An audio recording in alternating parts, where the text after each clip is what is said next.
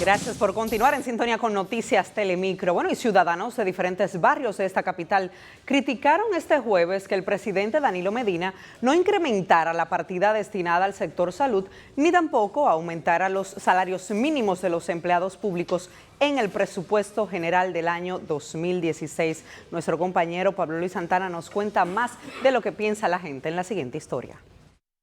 El Consejo de Ministros, encabezado el miércoles por el mandatario Danilo Medina, elaboró el presupuesto general para el año 2016, el cual está estimado en unos 663.558 millones de pesos. Sin embargo, el proyecto de ley de presupuesto general para el próximo año, que está pendiente de aprobación en el Congreso Nacional, fue criticado por ciudadanos de diferentes sectores de esta capital por no contemplarse un aumento salarial para los empleados públicos que devengan un sueldo mínimo. Ellos no se preocupan por aumentar el salario a los que ganan poco. Date cuenta que la canasta familiar, ¿en cuánto está en el Banco Central? Muy mal eso, muy mal. ¿Por qué muy mal? Porque se necesita el aumento. Está muy mal porque tienen que aprobar el aumento. Deberían de aprobarlo. ¿Los salarios no tienen actualmente más? No compensa. ¿En cuánto está la canasta familiar? Es más de 22.000 pesos mensual. Es que lo que le pasa es, él tiene que hacerlo, porque lo vamos a reclamar fuertemente.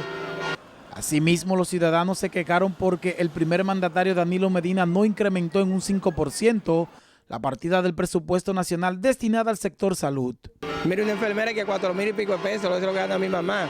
Una miseria, tantos años en el Morgan, 30 años en el Morgan, y 4.000 y pico de pesos que le pagan a ella.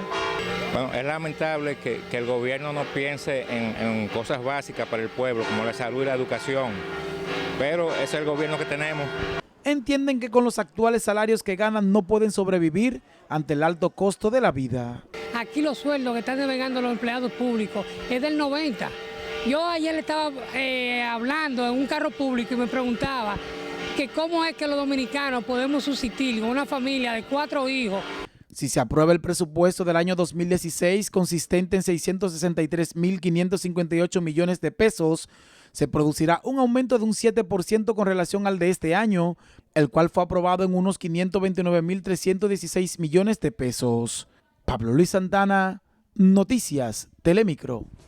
Sobre el tema también habló el exgobernador del Banco Central, economista Guillermo Caram, quien aseguró que el presupuesto aprobado para el próximo año 2016 es una pieza desequilibrada y sin disciplina fiscal promovida por el gobierno. Nuestro compañero Gilbert Guzmán con más detalles en vivo desde la UAS. Paso contigo, Gilbert. Muy buenas tardes. Buenas tardes, gracias. A solo horas de que el Consejo de Ministros aprobara la pieza presupuestaria que será usada a partir del año 2016 y que está entre 663.000 millones de pesos, ya hay críticas y la hace el ex gobernador del Banco Central, Guillermo Caram. Advierte que el gobierno que encabeza el presidente Danilo Medina debió de sentarse y aprobar una mayor disciplina fiscal. Dice que esto refleja una mayor debilidad del gobierno sobre la necesidad de la economía dominicana. Es un presupuesto potencialmente desequilibrante de la estabilidad económica dominicana y que no responde a las exigencias de la economía dominicana previsible para el año 2016. En ese sentido también hubo reacción de representantes estudiantiles del país, quienes advierten que fue muy pírrica la partida para la Universidad Autónoma de Santo Domingo. Nosotros seguiremos exigiendo el debido presupuesto, que no es más que el 5% del presupuesto nacional, como lo establece la Ley 5778. Y este experto en materia económica dice que es peligroso un presupuesto de esta categoría en un año electoral, además de que manifiesta su preocupación es que el gobierno no pudo ni puso tampoco el dinero para el incremento de un aumento salarial para los empleados del sector público. Por el momento es todo, regreso con ustedes. Muchísimas gracias a Gilbert Guzmán. Y bueno, cambiemos de tema. Es que a 8 meses del incendio que destruyó gran parte del Mercado Nuevo de la Duarte, los comerciantes siguen a la espera de la intervención del Cabildo del Distrito Nacional, tal y como se lo prometió el alcalde Roberto Salcedo. Mayra Ogando con más en la siguiente historia. El 4 de enero pasado, un incendio cuya causa aún desconocen en este lugar destruyó la nave central del denominado Mercado Nuevo de la Duarte, dejando a la intemperie a varios comerciantes, quienes gracias a su propio esfuerzo hoy han logrado ir levantándose poco a poco. Solo el día del siniestro, según explican, vieron al síndico Roberto Salcedo, quien llegó con un saco de promesas, las cuales 8 meses después no han sido materializadas. No, mi amor, el ayuntamiento aquí no ha hecho nada. Aquí la gente lo que ha hecho ha sido por su propio esfuerzo, ¿usted ve? Y no una gente que se iba no ha pasado nunca por aquí. Aquí nadie ha dado la cara a ver esta quemación. Después que lo hicieron, que lo queman todo esto, aquí nadie ha pasado por aquí. Usted sabe, porque yo yéndome y fuego atrás de mí. Y si no me voy más rápido, me quemo. Sí.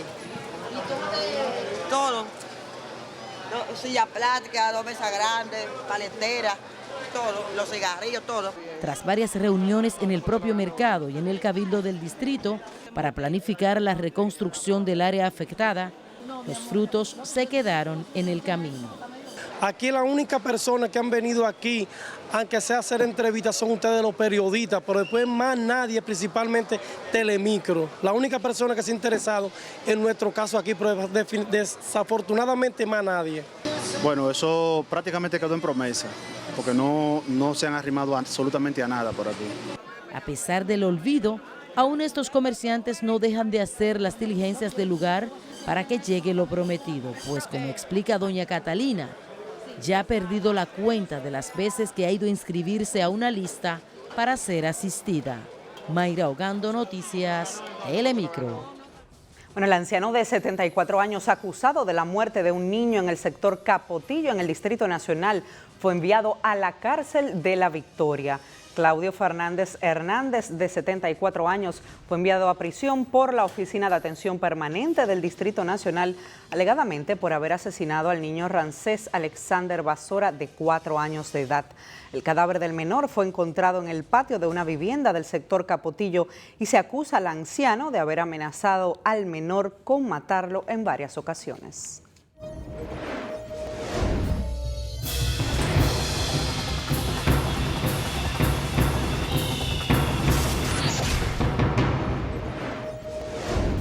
Hoy en nuestro bloque internacional, el discurso del Papa Francisco ante el Congreso estadounidense ha sido muy bien valorado. Anabel de la Rosa con las informaciones. Paso contigo. Muy buenas tardes, Anabel. Muchísimas gracias, muy buenas tardes. El Papa Francisco, en un discurso histórico ante el Congreso de los Estados Unidos, volvió a referirse al tema de los inmigrantes y de las religiones en ese país. El Papa Francisco ingresó al Capitolio, donde fue recibido por el presidente de la Cámara de Representantes, el republicano John Boehner, el principal artífice de su presencia allí. Francisco se convirtió esta mañana en el primer pontífice en hablar ante el Congreso de Estados Unidos, donde sostuvo que combatir la violencia perpetrada bajo el nombre de la religión y al mismo tiempo proteger la libertad de las religiones constituye un delicado equilibrio que requiere del trabajo de todos. En una de las frases más fuertes del discurso, el Papa afirmó que Estados Unidos sigue siendo una tierra de sueños al abordar el tema de la inmigración, que genera fuertes disputas en el Congreso. También reiteró con fuerza su oposición a la pena de muerte en el mundo. Más de 220,000 fallecidos, 25,000 desaparecidos y unos 6 millones de desplazados son solo algunas de las dramáticas cifras que el conflicto armado ha dejado en Colombia.